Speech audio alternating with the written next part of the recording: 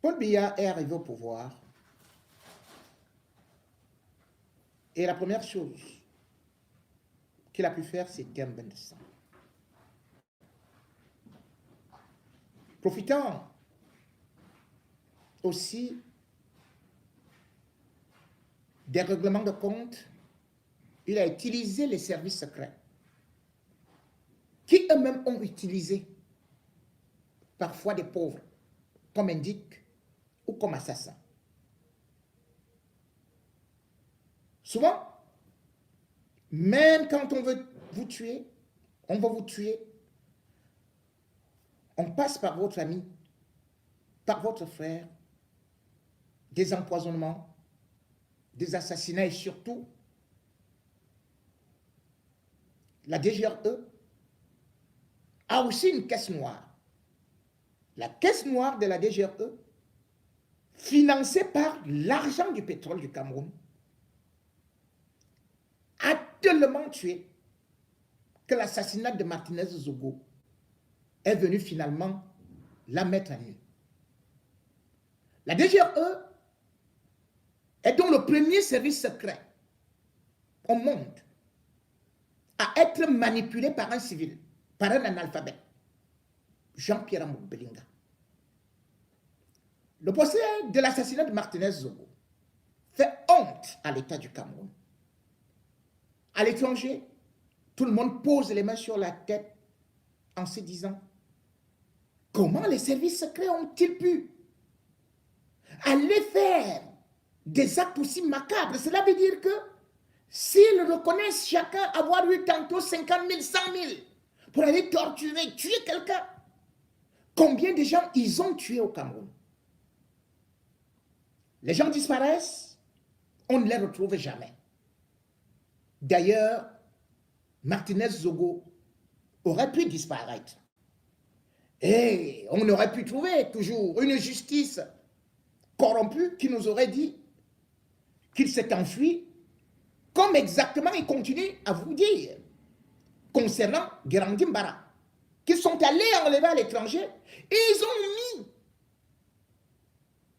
un mercenaire étranger, colonel retraité, pour aller l'arrêter, passer avec lui par des pays de l'Europe de l'Est, arriver avec lui à Douala, aller l'exécuter dans la broussaille. Aujourd'hui, l'État du Cameroun est embarrassé et veut cacher des secrets sur l'assassinat de Martinez Zogo.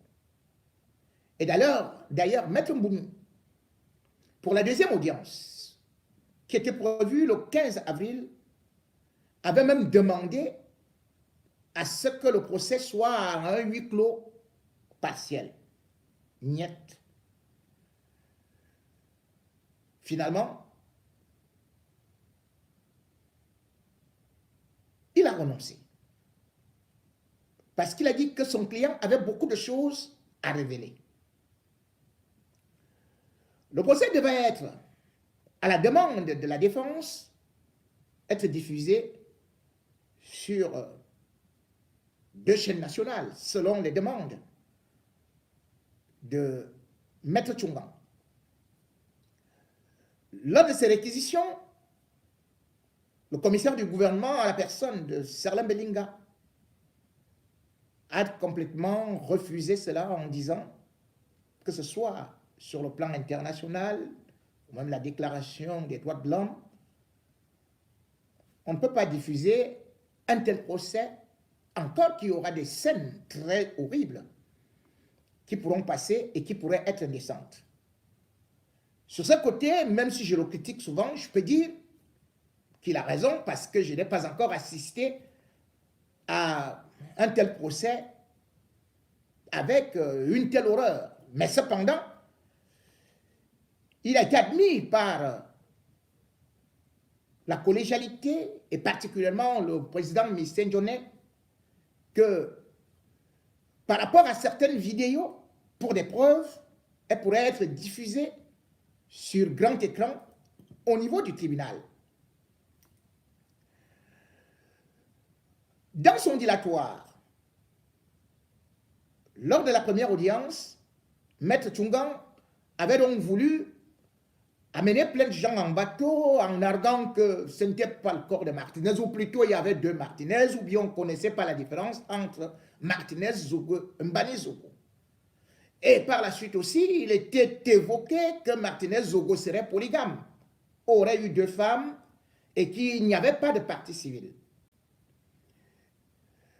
Le tribunal, après avoir eu connaissance d'un certain nombre d'éléments, et dont d'ailleurs j'avais révélé que Ndié Dorothée était même mariée en France avant de divorcer en 2020, donc en situation de bigamie, le tribunal a donc déduit que, un, il y avait bien partie civile, deux, que Martinez Zogo et Mbani Zogo, c'est la même chose, une première défaite pour les hommes-là des hommes-là, et pour son grand avocat, Maître Tchungang, qui aussi voulait précipiter le procès en demandant qu'il y ait des sessions.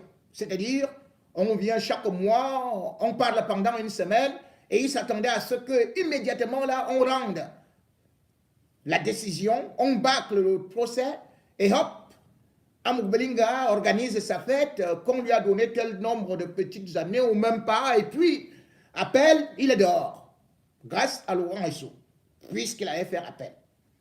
Mais le tribunal a dit qu'il allait réfléchir, mais que les sessions ne sont pas forcément une bonne idée, mais le tribunal pourra décider, selon l'évolution du procès, à ce que parfois, il puisse avoir cela. Silence total pour les hommes-là, des hommes-là, en tenue bleu nuit, avec des chaussures tissées, qui savaient déjà qu'il va retrouver Mélissa, qui elle-même ne faisait que s'agiter. Oui, Mélissa commence déjà à s'agiter comme une poule qui attend un coq, qui malheureusement n'arrive pas, même si de temps en temps, elle va livrer de la marchandise. Mais ce n'est pas comme dans ce beau lit mielleux conjugal, et surtout après avoir brandi la bague. Et d'ailleurs, Mélissa elle-même a eu des difficultés au niveau du tribunal, bien que voulant revendiquer sa place de la femme la plus adorée, la première, la plus aimée, eh bien, elle se retrouvait confrontée à la réalité, à ces hommes-là qui a toujours eu à picorer et qui a toujours eu à faire de l'infidélité son meilleur jeu. C'est ainsi d'ailleurs qu'une autre belle, jolie nana est venue, plus brune encore que Mélissa, pour venir finalement donner une belle paire de bises. Ah oui, et Mélissa, ah oui, voyant cette femme qui donnait des bises à gauche et à droite, aux hommes-là qui vraiment étaient aussi en train de se trémousser, en train de trembler, avait compris que les hommes-là des hommes-là étaient en train de partir, ou alors de jouer. Elle ne pouvait rien. On était au tribunal, et Mélissa comprenait déjà que peut-être qu'il est temps qu'elle cherche aussi à se débrouiller. Oui, petite sœur Mélissa, c'est la vérité, c'est la réalité. Ce procès sera long. Et tu seras en jachère. Et pour l'instant, ton mari prisonnier joue avec des gardes prisonniers. Donc, ces belles gardiennes, ou alors, occasion pressée, qui peuvent être là-bas. Et tu as aussi pu voir, c'est là. Je ne veux pas te donner son identité, parce que tu attends que je te révèle ça aujourd'hui. Mais tu as bel et bien compris qu'elle a pris un peu de l'avantage par rapport à toi. Mais elle également, c'est juste pour venir prendre un peu de fafio. Parce que les hommes-là est en train de payer l'argent détourné des caisses de l'État. Les hommes-là est en train de rembourser l'argent qu'il a pris des lignes 94, des lignes 65, des lignes 54 que Martinez Zogo dénonçait. Martinez Zogo se battait pour toi. Martinez Zogo se battait pour le peuple camerounais, pour cette jeunesse. Oui, cette jeunesse qui, recevant quelques bisbilles, quelques boutiques, quelques francs CFA, défendait les hommes-là. comme celui-là qu'on appelle à Picoro, Bidjan à gauche, Bidjan à droite. Où est-il aujourd'hui? Il a condamné pendant que sa femme est en train de mettre le rouge à lèvres. Et on a pu voir comment il était tout malheureux là-bas. Même s'il a mis des habits blancs, ce jeune a un cœur noir, avec des mains de sang. Martinez Zogo, que ton mari a tué, avec la complicité de la DGRE, va vous faire payer cela. Martinez Zogo, justement, aurait juste été celui-là qui est venu afficher devant le monde entier le vrai visage satanique de ton époux. Les hommes-là des hommes-là, buveurs de sang, zombies attitrés, avec les Laurent Esso, ont fait du mal à ce pays en détournant, en tuant et surtout en ruinant tout un pays à travers un réseau qui avait fait de l'hémorragie dans les caisses de l'État par le touchement de lui, Paul Motazé. Tu vois que lui, Paul Motazé ne te regarde plus. Heureusement, tu as commencé toi-même à faire des petites vidéos pour dire qu'il faut que le peuple camerounais vote pour le changement. Sur ce, je t'applaudis. Parce que tu as compris que ton mari a servi ce régime. Il a tué pour ce régime. Il est en train de payer pour ce régime. Et toi également, tu vas payer. Parce que tu as profité de cet argent du sang et tu continues à en profiter. Mais cependant, pour dire à tous les autres qui nous combattaient, à tous les autres qui disaient que c'est le plus grand homme d'affaires, à tous ceux-là qui disaient qu'il sera dehors, sachez que Pâques 2023 est passé au Nengi. Noël 2023 est passé, Zomlo est à Konengi. Nouvel an, ou plutôt, la Saint-Sylvestre est passée, Zomlo est à Konengi. Nouvel an, Zomlo est à Konengi. La fête du 8 mars, Zomlo est toujours à Konengi. La fête de Pâques, Zomlo est toujours à Konengi. Zomlo, regarde ceux qui sont à côté de toi, ceux qui étaient ministres. Ne mens pas aux gens que tu vas sortir bientôt. Tu vas rester là. Pour ceux qui n'ont pas les couloirs de ce procès, je vais quand même vous donner déjà quelques informations qui sont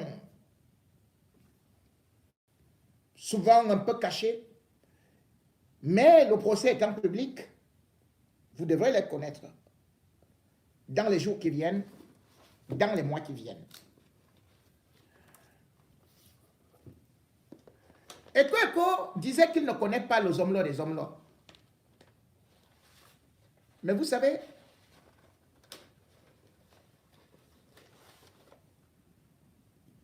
il y a des choses pour lesquelles vous ne pouvez pas longtemps mentir. On l'a vu chuchoter dans l'oreille des hommes-là. Ils habitent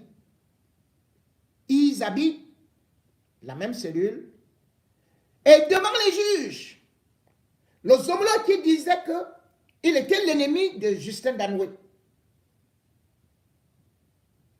il est aussi venu s'incliner devant le même Danoué. Ou plutôt, Danoué est venu s'incliner devant lui. Et ils ont souri, ils ont ri. Peuple camerounais, faites attention. Et si Danoué changeait encore de version pour sauver les hommes-là, des hommes-là, qui est prêt à tout acheter. Les à côté du procès sont très importants. Zomlo des Zomlo a donc prouvé qu'il est bel et bien le chef de Danoué. Et pourtant, qu'est-ce que Tchungang voulait nous faire comprendre? Que le Zomlo des Zomlo ne peut pas commander Danoué. En plein tribunal, Danoué qui est colonel a salué Zomlo en s'inclinant comme s'il saluait Paul Biya. L'assassinat de Martinez Zogo va donc tout nous démontrer, mais personne ne va y échapper. Pour le tribunal, et par rapport à la dernière audience, comme je peux vous le dire, chacun d'entre vous connaît, que la composition du tribunal, je le rappelle, colonel Missen Djoné, déjà, membre, Menchou Tabobda Gabriel, Madame Gongé, ministère public représenté par colonel Belinga Serla, Madame Guan Claudine, Monsieur Tchatchie Kameni, Ze et Koto Freddy. Les greffiers, audienciers, Ndouan Nana et Nkoto Valère. Je vous donne déjà la liste des témoins que Ekweko, avec son collectif, ont donc sollicité, ont cité. Si vous entendez le nom de quelqu'un que vous connaissez, commencez à avoir peur de lui. Ou alors, bon, en tout cas, Ngumo Josiane Florence, Ndjana Ndjana Bernard, Afomo Togeli Justin, Ndja Joseph Désiré, Liken Junior, Jean-Paul Singa, avocat au barreau du Cameroun Yaoundé, téléphone ceci et cela. Voilà. Affaire Ekweko, Léopold Maxime, contre le ministère public et autres. Le collectif des avocats de M. Ekweko Léopold Maxime. Liste des témoins à convoquer pour la défense des sieurs Ekweko Léopold Maxime. Colonel Magloire, Aristide Lundu Mesma, ancien adjoint au directeur central de la coordination du CED, actuel directeur général adjoint de la DGRE. Commissaire divisionnaire Elon James, Elon Lobé James, conseiller technique numéro 1 DGRE. Vous vous souvenez que je vous avais parlé de cet Elon Lobé qui était dans l'opération avec Ekweko lorsqu'ils ont récupéré le capitaine Guérandi Mbara pour le tuer en pleine nuit. Ils l'ont récupéré à l'aéroport de Douala. Ils sont venus l'assassiner et jusqu'à présent on n'a pas retrouvé le corps entre Pouma et Idéa. C'était juste un rappel. Colonel Amengele Patrice, DGRE. Saiwon Yves, qui est accusé. Commissaire principal Zé Arsène, chargé d'études à la DGRE. Commissaire principal Zibi Daniel, chef de centre de situation DGRE. Madame Moudje, épouse Bassamon Emmanuela, DGRE. Nyambi Penda Marcel, DGRE. Madame Manga, épouse Andan Nkulu Irène Sylvie, DGRE. Mundouga Christophe, informaticien au centre de situation DGRE. Colonel Sipandokmon, adjudant-chef Nkwa Jean Didier. Docteur Ekani Boukar, chirurgien. Pierre Moger, reporter sans frontières. Puis, monsieur le procureur de la République, près les tribunaux de la Mofou et Afamba d'un fou. Un palois Armand. En 16e position, le professeur Bel Bichoka Georges, expert judiciaire en cybercriminalité et cryptologie auprès des cours d'appel du centre et du littoral. Puis en 17e position, Monsieur Eloumou, expert judiciaire pour le consortium, le bâtonnier émérite. Voilà. Charles Tchunga. C'est lui qui...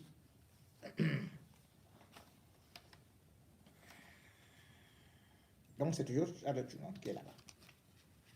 Bon, on va regarder la liste pour que vous sachiez. Okay. Charles Tchunga, c'est sur l'autre liste. Ah non, non, non. Ah non, ce n'est pas ça. Ce n'était pas Charles Tchunga là-bas. C'est juste un papier qui s'est glissé là-bas. Ici, c'est en 11e position plutôt, c'est Ndiba Bodo, informaticien centre de situation DGRE. Madame Sapouma Annie Florence, DGRE. Madame Eyembe Martine, DGRE. 14. Eddy Serge, DGRE, accusé. 15. Angwemba Charlotte, DGRE. 16. Adjudant Mekabelinga Nicolas, retraité. 17. Lieutenant Bichara Boukar Mamat. C'est signé Maître Ngoumou Josiane, Maître Ndjana Ozana, Maître Ofomo Toueli Justin, Maître Ndja Joseph Désiré et Maître Liken Junior. Voilà. Donc ça, c'est que le deuxième papier, comme eux tous ils ont décidé de convoquer 17 témoins, c'est pour ça que je me suis un peu trompé. Vous voyez, j'ai trop de paperasse. Hein? On y va maintenant à Picoro. Bidjan à gauche, bidjan à droite. Toi, tu ne connaissais rien dans cette histoire, non? Belinga, c'est là, il faut nous dire pourquoi est-ce que tu as dit que bidjan à gauche, bidjan à droite devait même comparaître libre. Jusqu'à présent, j'attends un consortium d'avocats de la défense de Jean-Pierre Amourou Belinga et consorts. À monsieur le président du tribunal militaire de Yaoundé. Affaire monsieur le commissaire du gouvernement contre Danoué Justin et autres. Pour Sieur Jean-Pierre Amourou Belinga, accusé de complicité, de coaction, de torture, ayant pour avocat le consortium d'avocats constitué de le bâtonnier Charles Tchunga, Maître Christophe Tudjo, Maître Paul Ndoumou, Maître Elisabeth Essono, pour Sieur François Bruno Bidjan, au Bas Bikoro, accusé de conspiration, de torture et d'arrestation et séquestration Yaoundé, ayant pour avocat, suivez bien, le consortium d'avocats constitué de le bâtonnier Charles Tchunga, Maître Christophe Tudjo, Maître Paul Ndoumou, Maître Elisabeth Essono. Vous comprenez donc que le théâtre qu'on vous jouez là, et je vous avais dit que les hommes-là et Bidjan à gauche, Bidjan à droite sont intimement liés. On ne peut pas parler de l'un sans parler de l'autre. La preuve, c'est les mêmes avocats.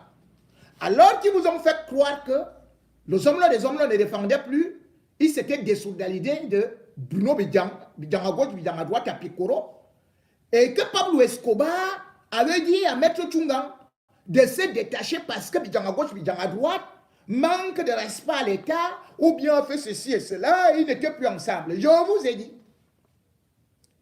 à la prison de Kondengi, ces gars-là continuent leur coucherie. Bidjan à gauche continue à jouer son rôle de jolie dame, jolie nana, et bien sûr, de porteur de sac, et d'un grand complice de tous les assassinats orchestrés, perpétrés par les hommes-là des hommes-là. Je vous ai d'ailleurs dit qu'ils sont dans une autre histoire, où ils ont d'ailleurs fait déplacer tout un commissaire du gouvernement à Douala, toujours pour une affaire de crime. J'y reviendrai. Mais comme j'ai beaucoup de dossiers, j'essaie d'avancer pour donc citer leur liste provisoire des témoins. Ils ont les mêmes témoins. Donc, normalement, ils doivent être accusés de la même chose. Si vous avez les mêmes témoins, pourquoi on ne vous accuse pas des mêmes choses? Liste provisoire des témoins. Monsieur Jean-Pierre Amourou Belinga. Donc, Amourou Belinga est le témoin de Bidjan à gauche, Bidjan à droite. Et maintenant, monsieur François Bruno Bidjan, au Babikoro, est le témoin de Jean-Pierre Amour-Belinga, Pablo Escobar. Vous comprenez tout ça là, non? Et puis ils ont cité tous les membres de la commission d'enquête mixte, police-gendarmerie, notamment le colonel Otoulou Jean-Pierre, commandant de la Légion de gendarmerie du centre, le colonel Mengada Ignace Walter, directeur de personnel adjoint à la gendarmerie nationale, le commissaire divisionnaire Nga Didier, délégué régional de la sûreté nationale du centre DGSN, le commissaire divisionnaire Unto Denis, sous-directeur des enquêtes criminelles à la direction de la police judiciaire, le commissaire Emmanuel Mané Moïse, chef de la division régionale de la police judiciaire du centre du GSN, le lieutenant-colonel Aïssi Nanga Parfait, commandant le groupement de gendarmerie territoriale de Fundi, le commissaire de police Meva Vincent de Paul, chargé d'études numéro 2 à la DGSN, le capitaine Alomba Maxime, gendarmerie nationale. Et puis, ouvrez bien les oreilles, Monsieur Parfait Aïssi. Vous connaissez Parfait Aïssi, qui est journaliste, qui a été chassé par les hommes des hommes là. Il est convoqué comme témoin. Monsieur Dieudonné Mbeng, le directeur d'Info TV, à qui les hommes là avaient porté plainte, qui voulait mettre en prison et qui d'ailleurs est parti soigner les hommes là chez les marabouts là, par le touchement de Laurent Esso. Il est aussi témoin et je vais vous faire comprendre qu'il était l'un des premiers à avoir les documents que Martinez Zogo avait. Et il a remis ça à Eco à Prestige Hotel. Il était avec Jacques Blaise Mbié, qui d'ailleurs est cité ici. Monsieur Jacques Blaise Mbié, directeur de publication de La Nouvelle, du journal La Nouvelle.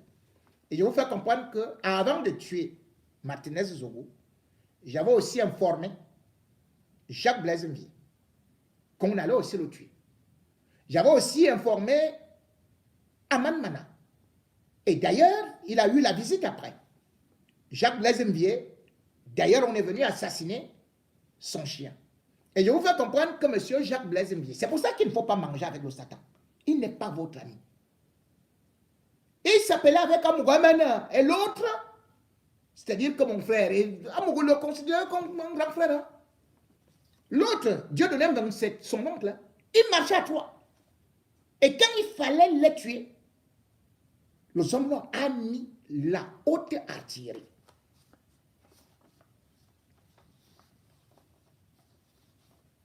C'est quand ils ont vu qu'on a tué Martinez Zogo qu'ils ont compris l'alerte que j'avais donnée vis-à-vis d'eux. Il convoque également monsieur le ministre Galax Etouba, qui est proche de Ngongo. Le docteur Mogue Bobda, épouse Boucheka Tidiane, Nalbert, médecin légiste, Zoa, Mbonga, certainement pour venir dire que Martinez Zogo n'est pas mort, il est en balade dans un château, comme ils avaient voulu nous faire croire par le touchement de leur communicateur. Il convoque aussi monsieur le journaliste Xavier Messé, qui aussi avait travaillé à l'anecdote, le groupe L'Anecdote, qui était ami de Zomlo et qui par la suite, bon, on continue. Le colonel Serge Atonfa Ngemo, c'est-à-dire que le porte-parole du ministère de la Défense. Le colonel Sipan Dokmo, je crois qu'il était le directeur de la justice militaire à qui ils ont donné le gombo là, avec Sikati. L'adjudant-chef Nkwa Jean Didier, c'est lui qui fait souvent sortir leurs documents là. Prenez ça, vous envoyez ça aux gens qui doivent vous défendre à Paris là. Docteur Ekani Boukar, chirurgien. Monsieur Pierre Mouget, reporter sans frontières. Monsieur le procureur de la République, près les tribunaux de la Mefou et Afamba, Demfou, Mpaloa Armand. Puis, 16e, le professeur Bel Bichoka Georges, expert judiciaire en cybercriminalité, ceci et cela. Et puis, monsieur Olumu, expert judiciaire, disons un expert judiciaire. Pour le consortium Cette fois-ci, c'est le bâtonnier émérite Charles Tchungan. Bon, les gars, un problème s'est posé. Au tribunal militaire, Maître Tchungan et même Mbouni, qui représentent les intérêts de Danoué, se sont curieusement entendus à refuser que la DGRE se constitue partie civile. Parce que Maître Assira avait été désigné et il avait fourni une lettre de la DGRE le désignant comme partie civile. Et il y a eu beaucoup de débats et par la suite, le tribunal, après avoir eu une pause de 30 minutes, a décidé qu'ils allaient voir si l'État doit être considéré comme ou soit partie civile ou même peut aussi être cité comme responsable de l'assassinat de Martinez Zogo dans la mesure où les instruments qui ont été utilisés, et même les agents, sont les agents de l'État. Je vais donc vous lire cette requête de Maître Mbouni. Conclusion. À Monsieur le Président, composant la chambre criminelle du tribunal militaire de Yaoundé, pour Sieur Danoué Justin, Maître Jacques Mbouni, contre ministère public, plaise au tribunal, vu la constitution de l'État du Cameroun comme partie civile à l'audience du 25 mars 2024, sur l'irrecevabilité de cette constitution de partie civile, attendu que l'État du Cameroun n'est pas plaignant dans la présente cause, encore moins victime d'une infraction, que les faits pour lesquels les accusés ont été renvoyés dans l'ordonnance de renvoi numéro 015 du 29 février 2014 devant le tribunal militaire ont été qualifiés d'assassinat, complicité d'assassinat, séquestration, torture, complicité de torture, séquestration et violation de consignes. Que les infractions survisées auraient été perpétrées sur la personne de Martinez Zogo. Que ce dernier est un tiers qui n'était pas au service de l'État et aucune infraction n'a été commise au préjudice de l'État si on s'en tient à l'ordonnance de renvoi. Attendu par contre que les accusés dans leur grande majorité, notamment les sieurs Danoué Justin, Ekweko Léopold Maxime, Ebo Clément, Zop Meping Marcel Théodore, le Noir Dawa Bosco, Bakaewe Sylvain, Tonge Nana Stéphane, Daouda Lamfou, Johnson Gam, Godje Oumarou Vincent, Saiwon Yves, Eji Serge sont tous des préposés de l'État comme étant en service à la DGRE. Que la DGRE, n'étant pas partie au procès, s'est abstenue d'envoyer un représentant de l'État à l'information judiciaire pour élever une quelconque prétention au préjudice de l'État du Cameroun. Que les ayants droit de feu Martinez Zogo, par contre, se sont constitués pour la défense de leurs intérêts depuis l'information judiciaire et ont même été auditionnés à l'enquête préliminaire. Que ces ayants droit ont d'ailleurs sollicité que l'État du Cameroun soit cité comme civilement responsable à l'audience du 25 mars 2024. Que l'État, civilement responsable de ces préposés, ne saurait donc entrer par effraction dans la présente cause les qualités de civilement responsable et de partie civile en même temps n'étant pas possible dans la présente cause. Attendu que la réaction de la société contre le crime au moyen de la peine est soutenue par le ministère public, qu'il faut d'ailleurs souligner que la réparation du dommage subi personnellement par la victime, la protection de ses droits a elle aussi un caractère d'intérêt social. L'État ne peut donc pas venir à un procès juste pour essayer de dégager sa responsabilité et malicieusement se faire passer pour une victime alors qu'on est en présence de la défense d'un intérêt particulier et non d'un bien public. Que l'État du Cameroun a visé les articles 385 et 71 du Code pénal pour soutenir son entrée et sa constitution comme partie civile dans ce dossier. Que l'article 385 dispose en son alinéa premier que, ouvrez les guillemets, Toute personne qui prétend avoir subi un préjudice du fait de l'infraction peut se constituer partie civile à l'audience par conclusion ou oralement. Fin de citation. Ah, l'État du Cameroun a suivi mes conseils, hein. C'est ce qu'ils disaient. Hein. Bon, ils ont suivi mes conseils, mais ce n'était pas pour eux, hein. C'était pour la famille. Bon. On continue. Que l'article 71, alinéa 1er, quant à lui dispose que, ouvrez les guillemets, l'action civile née d'une infraction appartient à toute personne physique ou morale qui a subi un préjudice, fermez les guillemets.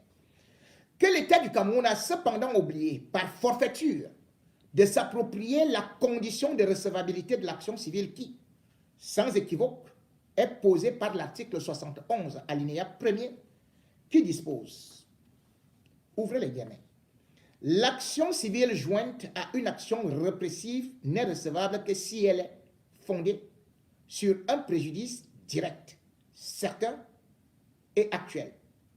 Fermez les guillemets. Que le Code pénal impose donc des conditions de recevabilité devant le juge répressif. Que la première, c'est une infraction. En vain, on a cherché dans l'ordonnance de renvoi une infraction commise au préjudice de l'État du Cameroun. Que la deuxième condition de recevabilité, c'est un dommage personnel et direct. Que dans le cas d'espèce, un citoyen a été torturé ou aurait été assassiné. En quoi cette infraction cause-t-elle un préjudice personnel et direct à l'État qui est une personne morale? Que le préjudice doit donc être personnel et direct, actuel et certain. Le préjudice doit être directement causé par l'infraction. Qu'il faut d'ailleurs préciser que le préjudice certain résultant directement d'une infraction ne suffit. Il faut encore justifier d'un dommage personnel, c'est-à-dire portant atteinte à un patrimoine de la victime. Que c'est le lieu de rappeler que contrairement au motif avancé par l'État, lors de sa constitution, l'État ne subit jamais un préjudice moral dont la réparation entre dans l'objet de l'action publique est donc irrecevable. La demande fondée sur une atteinte à la réputation à raison d'infractions commises par un fonctionnaire. Crime 26 février 1958, D 1958, 495. Que l'État du Cameroun n'est ni le père, la mère, le frère, la veuve ou l'enfant de feu Martinez Zogo, qu'il est déclaré irrecevable la constitution de la partie civile de l'État à ce procès. Par ce motif, constatez que l'ordonnance de renvoi ne vise aucune infraction commise au préjudice de l'État du Cameroun. Constatez que l'État du Cameroun cherche le moyen de se dégager de sa responsabilité civile, ses proposés étant mis en cause. Constatez que les faits et l'incrimination renvoient à l'atteinte physique d'une personne et la réparation sera celle de la victime, aucun bien de l'État du Cameroun n'ayant été distrait. Dire que l'État du Cameroun, dans ce dossier, n'a pas vocation à conclure sur l'action publique. Dire que l'État du Cameroun ne remplit pas les conditions posées par l'article 75, alinéa 1er du Code pénal, l'action civile étant jointe à une action répressive qui doit être fondée sur un préjudice direct, certain et actuel. Déclaré par conséquent irrecevable sa constitution comme partie civile dans la présente cause. Et ce sera justice, profond respect.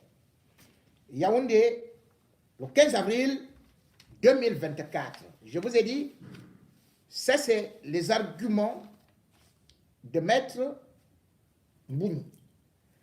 Et c'est là aussi où vous voyez la malice ou la malhonnêteté de l'État du Cameroun.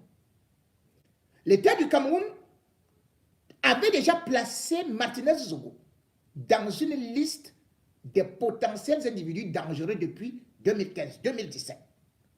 Le Zomlo n'a profité que pour actionner une action, que pour actionner plutôt un crime, qui dans tous les cas était déjà presque programmé.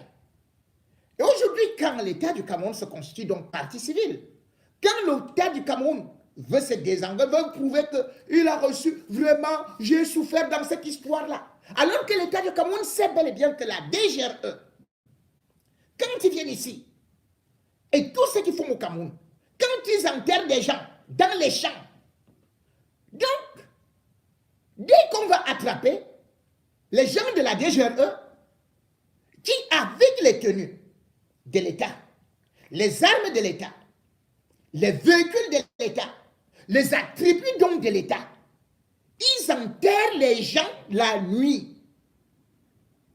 Ils tuent les gens la nuit. Ils sont payés par l'État.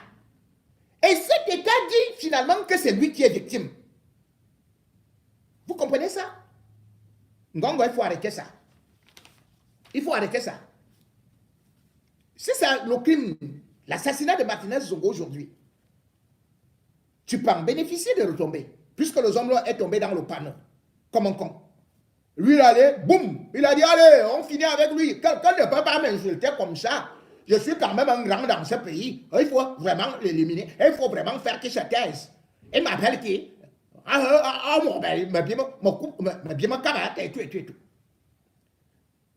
Mais toi, je le soutiens et je continuerai à le dire. Tu n'as pas protégé Martinez Zogo. Et c'est toi qui actionnes maintenant. L'État. Parce que c'est toi qui es devenu l'État. À la place de chef de l'État. Parce qu'aujourd'hui, tu abuses de la signature. Les responsables de la DGR aujourd'hui, tout le monde sait qu'ils sont proches de toi. Que c'est toi qui as fait qu'ils soient nommés. Lui, Eko n'était pas ton ami. Eko était l'ami de ces hommes-là. Eko a fait tous ces plans-là. Eko a débranché les caméras et tout ça pour vouloir montrer qu'il ne connaissait rien. Eko connaît quelque chose. Mais toi, non-assistance à personne en danger, toi, Ngongo, tu connaissais. Tu ne peux donc pas te constituer parce que c'est toi qui te constitues. Ce n'est pas l'État, c'est toi, Ngongo, qui se constitue. Mais toutes les vérités sortiront dans ce procès. Tu peux faire tout ce que tu fais là, je vois. Je ne parle pas encore. Et tu sais pourquoi je ne parle pas. Et même ceux qui sont avec toi savent pourquoi je ne parle pas encore. Mais je vois ce qui se passe. J'entends ce qui se passe. Même si aujourd'hui, certains disent qu'ils ne me disent rien. N'est-ce pas, Emeter? Mais je connais ce qu'ils font. Et quand je vais bombarder, vous allez entendre comment les gens vont crier de partout. Le sang de Martinez et l'argent récolté sur l'assassinat de Martinez Zogo ne profitera à personne. Si oui, peut-être aux ayants droit qui pourraient être dédommagés. Mais toi, Ngongo, sors de l'affaire là. Ne manipule pas le procès là. Laisse le procès là aller loin, qu'on voit. Le peuple camerounais a besoin de la justice. Le monde entier a besoin de la justice sur cet odieux assassinat de Martinez Zogo. Aujourd'hui, nous sommes devenus un pays où d'ailleurs, selon les évêques du Cameroun, la vie ne vaut pratiquement rien. Parce que vous êtes dans des luttes de clans. Parce que vous vous voyez futur président. Le peu de pouvoir que vous avez maintenant ne vous suffit pas. Il faut être président. Chacun est prêt à tuer tout le monde. Chacun est prêt à manipuler tous les instruments de l'État. Regardez dans quel état nous sommes aujourd'hui.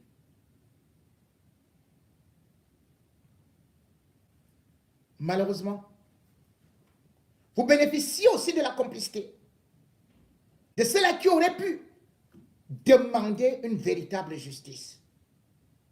La justice divine. Et la justice divine est représentée par des hommes de foi, par les hommes d'église. Mais même eux, vous les mettez dans la poche.